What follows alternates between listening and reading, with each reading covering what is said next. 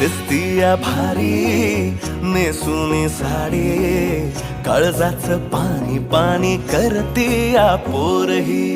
आता क्यूट वाली गावरान बोली, खट्याळ थोडी माझ्या काळजाची चोरही. थोडं माझ्या पिरमत पड तू ग बाई, खुळ्यागत झाला मन तुझ्याच पायी. आता मला लागली या लग्नाची घाई, भाई आता बोलू नको अग माझी राणी. होशील का या पठ्याची सोबर घरवाली.